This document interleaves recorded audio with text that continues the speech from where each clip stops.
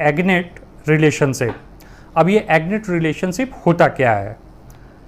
When two persons are related to each other by blood or adoption but wholly through males, they are said to be agnates of each other। यानी कि जब भी किसी दो व्यक्ति के बीच के रिलेशन में जो लाइन ऑफ रिलेशनशिप है वह सिर्फ बाई मेल हो, then it is called a agnate relationship. अब आपको इसे आसान भाषा में समझाने की कोशिश करता हूँ।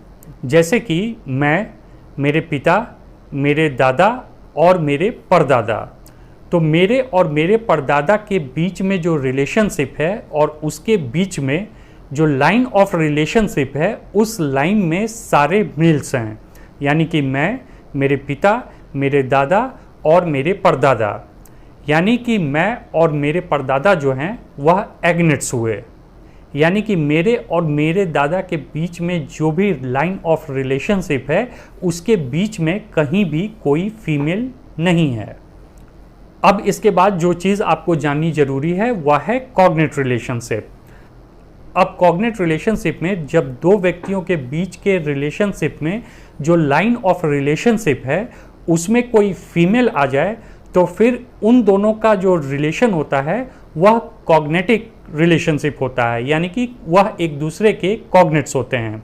फॉर एग्जाम्पल, मैं, मेरी माँ, मेरे मामा और मेरा ममेरा भाई।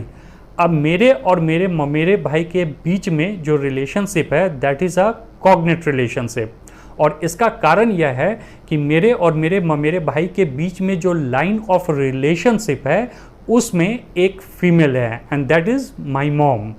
तो इसको एकदम आसानी से समझ लीजिए कि जब दो व्यक्तियों के बीच के line of relationship only through males होते हैं then it is a agnate relationship, और जब उस लाइन ऑफ रिलेशनशिप के बीच में कोई फीमेल आ जाती हैं then it is called a cognate relationship.